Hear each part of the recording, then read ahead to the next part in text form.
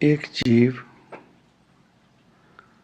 अपने भीतर के गुणों को जानते हुए, अपने भीतर के गुणों को विचारते हुए, फिर भी किसी और की प्रशंसा करता है,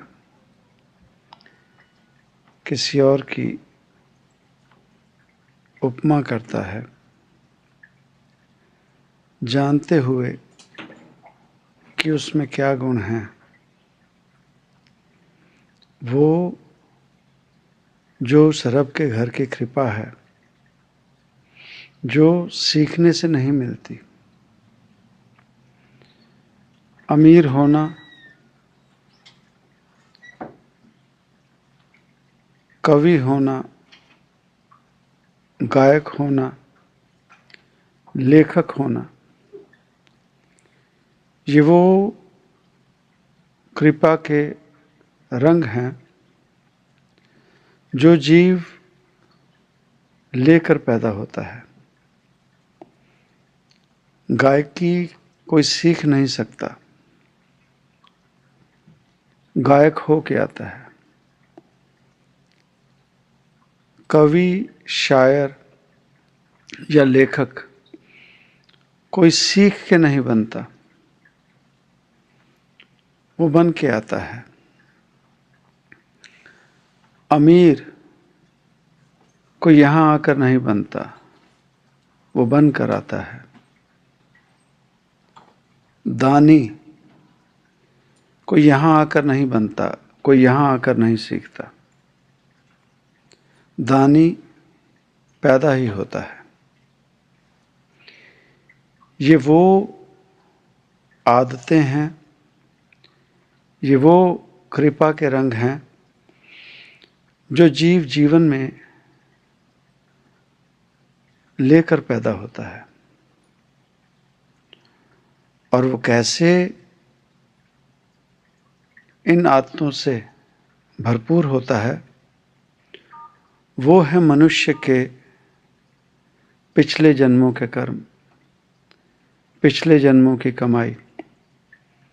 पिछले जन्मों में जीव ने जो किया वो सभी लेकर इस जन्म में या अगले जन्म में जीव पैदा होता है।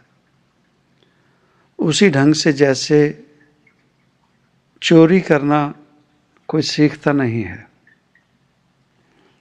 किसी की चुगली करना कोई सीखता नहीं है, किसी की बुराई करना कोई सीखता नहीं है, किसी को नुकसान पहुंचाना कोई सीखता नहीं है। वो जीव के भीतर ये गुण जीव लेकर पैदा होता है। तो ये गुण हैं, आदतें हैं जो किसी सीखने से, किसी के सिखाने से नहीं जीव सीखता। किसी के भीतर किसी के लिए नफरत है, घृणा है, उसे कोई बाहर से थोड़ी सिखाता है। हाँ, उसे भरपूर किया जा सकता है, उसे और गहरा किया जा सकता है। कैसे? वो जो मौका प्रस्त हो, वो जिसे मौके की नज़ाकत जानने की आदत हो, वो जो मौके पर अपना काम करना जानता हो। जैसे किसी को आदत हो कानों का रस लेने की, किसी को आदत हो किसी की बुराई सुनने की, तो उसकी वो कमजोरी कोई अपने हाथ में ले ले और अपने हाथ में लेकर उस जीव को समय समय से वो बुराई जो सुनने की आदत है उसे और गहरा कर दे, बार बार उसके पास जाकर बात करके। ये काम किया जा सकता है। पर वो जो बुराई सुनने की आदत है और बुराई करने की आदत है, ये जीव अपने जीवन में लेकर पैदा होता है। वो जो किसी के लिए भला करता है, वो जो किसी और का फायदा करता है, उसे देखकर कोई जीव बोलकर रुका सकता है, कम कर सकता है, या उसे और ज़्यादा बढ़ावा देकर उसे कर्ण जैसा दानवीर बना सकता है। इतना वो कर सकता है कोई बाहर का जीव यहाँ जन्म लेने के बाद। पर ये जो आदतें हैं ये जीव लेकर पैदा होता है। अपने गुण होते हुए भी दूसरों को बड़प्पन देना, दूसरों की तारीफ करना। इसीलिए तो गुरबाणी की ये पंक्तियां होंगी कि हम अवगुण भरे एक गुण नाही। ये उन महापुरुषों की जुबान से, उन महापुरुषों की वाणी है जो गुरबाणी रूप में हमें सुनने को मिल रही है। वो किन अवस्थाओं में जीव होंगे जिनकी वाणी गुरबाणी होकर हमारे जीवन में हमारा मार्गदर्शन कर रही है। और कैसी अवस्था होगी उनकी कि इतने गुण होते हुए भी वो कहते हैं हमें अवगुण भरे एक गुण नहीं। और वो जो अवगुणों से भरा हो और मानने को तैयार ना हो, जो कि हम हैं। हम अपने भीतर निगाह नहीं मारते कि हम जब पैदा हुए, जब हम बाल उम्र में थे, उस समय जो हमारे भीतर की आदतें थी वो ना हमारे माता पिता को पसंद थी, ना हमारे बहन भाई, साख संबंध, रिश्ते नाते, किसी को भी हमारी वो आदतें पसंद नहीं थी। और वो हमें रोकते थे, हमें मना करते थे कि जीव ये तेरी आदत गलत है। उसके बाद जब जवानी की तरफ गए, यौवन की तरफ चलना शुरू हुए, उस समय भी हमारी जो आदतें थीं, अब के समय में तो रिवाज ही हो गया है कि जवानी से पहले ही वो काम करने लग गए जीव जो शादी के बाद होने चाहिए। अब तो जवानी में पाँव भी नहीं पड़ता, बचपन में ही, बाल उम्र में ही। तो कुछ समय तक जब हमारी उम्र, हम जब अपने बाल उम्र या यौवन के समय की बात करते हैं तो उस समय ये बातें बुरी मानी जाती थी। उस समय में भी हमारे भीतर का क्या शौक था, उस समय में भी हमारे माता पिता, हमारे आर परिवार हमें समझाते थे। ना हमने बाल उम्र में मानी बात, ना अपने जवानी यौवन में।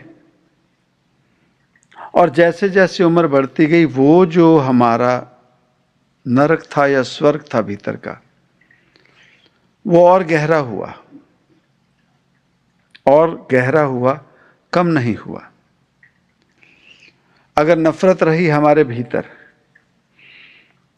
तो वो जितनी नफरत की आदत हमारे बाल उम्र में या जवानी में थी, वो इस उम्र तक पहुंचते पहुंचते बड़ी है, कम नहीं हुई। तो कोटन में को एक होते हैं जो पैदाइशी अमीर होते हैं। अमीर वो जिसके पास पैसा ना भी हो, जमीन जायदाद ना भी हो, उसके बावजूद उसका हाथ ऐसे हो। कोई मदद मांगने आए तो जैसे तैसे उसका हाथ ऐसे हो। उसके भीतर दिल में एक वो आदत ना हो जिससे खिंचापन हो। खिंचापन नहीं।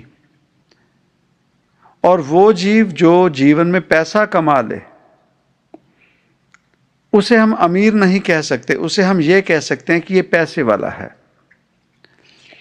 तो पैसा कमाने के बाद भी जीव का हाथ ऐसे ना हुआ और उसका हाथ पीछे ही रहा, ना कोई मांग ना ले, किसी की मदद ना करनी पड़ जाए, अपने करीबियों से। वो जो अमीर है वो अपने करीबियों से तो क्या, गैरों से भी दूरी नहीं करता। और वो जो भीतर से गरीब है, जिसने पैसा तो कमा लिया, वो गैरों से क्या, वो अपनों से भी दूरी कर लेता है। खास करके उन्हीं जीवों से जो उसके करीब हों। उस जीव को उन्हीं से भाव होने लगता है कि ये कुछ मांग ना ले, कचाहट भीतर से। तो ये फर्क है पैसे वाले और अमीर में। वो जो लालची है भीतर से, वो जो कोई भी वस्तु अपने देने से पहले 1000 बार सोचे, हिसाब किताब में पड़ा रहे, और वो जो किसी ने कुछ मांग लिया उसे देने के लिए दोबारा सोचे भी नहीं, वो है दानी। यह है फर्क लालची और दानी में। यह फर्क है लालची और दानी में। वो जो सिर्फ और सिर्फ अपना सोचे, सिर्फ और सिर्फ अपना, अपनी ही इज्जत, अपने आप इर्द गिर्द ही, अपना ही जीवन, अपना ही जीवन। और एक वो जो अपना आखिर में सोचे और दूसरों का पहले सोचे। वो जो अपने बारे में ही सोचे और अपने फायदे के लिए कुछ भी कर दे, कुछ भी कर दे, कहीं हद तक भी चला जाए, वो है लुटेरा।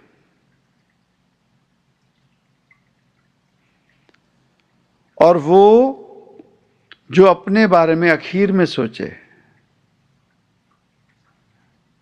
पहले औरों के बारे में सोचे, वो है राजा, महाराजा। ये फर्क है कर्मों का, ये फर्क है जीवन में मनुष्यों का। वो जो किसी की कही बातों को सुनकर दूसरों को सुनाए, किसी की कविता, किसी की शिक्षा, किसी की लेखनी, वो जो किसी की चुराए या किसी की सुनकर दूसरों को सुनाए, उसे हम क्या कहेंगे? और एक वो जो अपनी लेखनी, अपनी कविता, अपने विचार दुनिया के समक्ष रखे, इन दोनों को हम क्या कहेंगे? अब जितने भी बातें की गई, अगर तो सत्संग की बात करते हैं, सत की बात करते हैं, सत के संग की बात करते हैं, भाव सच के संग की बात, तो अपने भीतर निगाह मार कर देखें, जितनी भी हमारी शरीर की उम्र है, उस उम्र में हम कहाँ खड़े होते हैं? दानियों में या लुटेरों में? राजा में या लालची में? अपनी अवस्था हमें खुद देखनी पड़ेगी।